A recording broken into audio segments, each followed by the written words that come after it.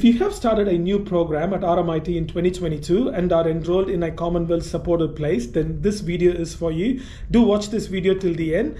This video has got some really important information about this new government legislation called Job Ready Graduates Program. My name is Ganesh Sundaramurthy and I'm one of the student rights officers here at RUSU. And in this video, I will be talking about this new government legislation. It is also called as low completion rate, but they call it as Job Ready Graduates Program. So what is a Job Ready Graduates Program? The Australian government has introduced new eligibility rules for government funding in higher education and associate degree programs. And this only applies to students who have started their studies in 2022. So if you are a domestic student with a CSP place and have started your studies in 2021 or before that, then this new rules won't apply to you. So that is some good news for continuing students. So how does this new rules impact students who have started their studies in 2022? The new eligibility criteria means that students must achieve a reasonable completion rate, not just in 2022, but throughout the duration of their program. And if you achieve low completion rate at any time during your program, then you will lose your CSP place and you might even get cancelled from your program. So this is a serious issue. But there are options available. But before I talk about the options, let me tell you how this calculation works. A low completion rate is a fail rate of more than 50% of the attempted courses after attempting 8 or more courses in a bachelor level or higher program, or 4 or more courses in the case of an associate degree program. So for example, if you are a bachelor student and have attempted 8 subjects in 2022 and have failed in 5 subjects or more, then you will be identified as a low completion rate student. Or in the case of an associate degree student, if you have attempted 4 subjects and have failed in 3 subjects or more, then you will be identified as a low completion rate student. If you're not sure how this calculation works, do let us know. We're happy to explain that to you over the phone or through email. So what happens if you have a low completion rate? As I said before, if you have a low completion rate, then your CSP place will get cancelled or you even might get discontinued from your program. But what RMIT does is they email students who have been identified with low completion rate 30 working days before the CSP place is going to get cancelled, right? They will email the student 30 working days before that. This 30 working days gives student an opportunity to reconsider options such as applying for fee remission or appealing the grades and get the failed grades changed from NN to a different result. Let me talk about the 2 options that I just mentioned. One is fee remission. If you had special circumstances during the semester that impacted your studies, and that was the reason why your academic performance was not that great and you have failed some subjects, then you are eligible to apply for fee remission, right? And we are happy to help you with that application. You can apply and get the failed grades changed from NN to a fee remission outcome. Okay, there are resources available on our website. Do check that out. It is very handy if you're going to apply for fee remission. But the catch here is you must apply within that 30 working days and get an outcome within the 30 working days. That is option 1.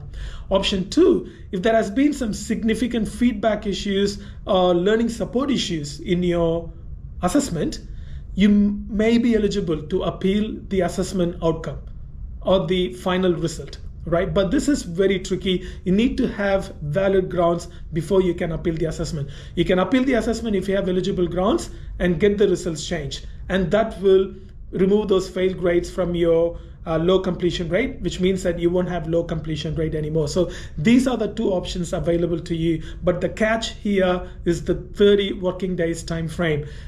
If you can't change your results within the 30 working days, then your CSP place will get cancelled. All right. So 1, don't panic because you have 30 working days. But at the same time, you need to take action, right? We can help you with those 2 options. There are resources available on our website. And at the same time, we can give you appointments. And we also have group sessions available for appeal against assessment information. And you can attend one of those group sessions and appeal the assessment, or you can use one of our resources to appeal the fee remission. But 30 working day is the catch here. So make sure that you take action within the 30 working days. Also do keep in mind that if you drop your courses through enrollment online after the census date, then that is counted towards a low completion rate as well. So it is very, very important going forward.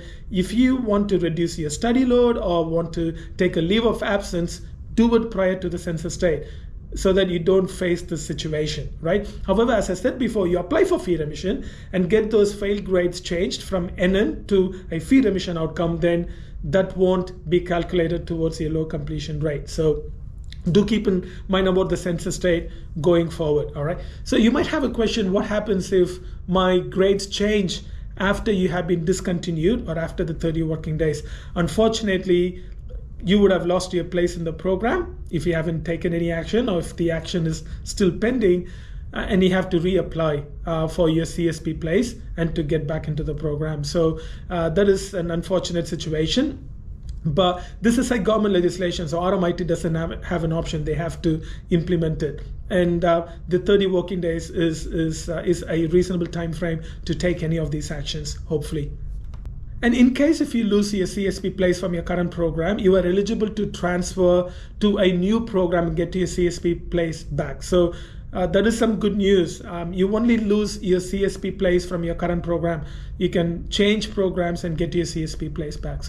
So what happens if you want to continue studying even after losing your CSP place? Is that possible? It is possible, but you must continue as a full fee paying student. That is quite possible. But before that, you have to take a different action, which is you need to do a show cause, because your school's program assessment board will identify you as a student, will identify you as an at-risk student. And part of that, you will be asked to do a show cause submission, and in that submission you have to tell your school about the circumstances that impacted your studies and how you're going to improve, the strategies that you will put in place to improve your studies, and so on and so forth. And on top of that, you have to tell your school that you're happy to continue studying as a full fee paying student because you would have lost your CSP place for the low completion rate. So you can do that, and if your school accepts your show cause submission, your show cause must be accepted before you can continue as a full fee paying student. So your school must accept that first. So that is an option available to you. We also have information sessions for show cause submission. So you can attend one of those sessions, and we can also give you one-to-one appointments to check your show cause letters to make sure it is a good submission, and that increases your chances of being accepted. So there are options available, but as I said before, the time frame is very important. Don't leave it too late. 30 working days, keep that in mind. Take action as soon as possible. Let us know if you need help. Check out the resources that we have available on our website. Hopefully we can help you with the situation, but don't leave it too late. It is very important you take immediate action. Good luck. I'll speak to you next time. Thank you.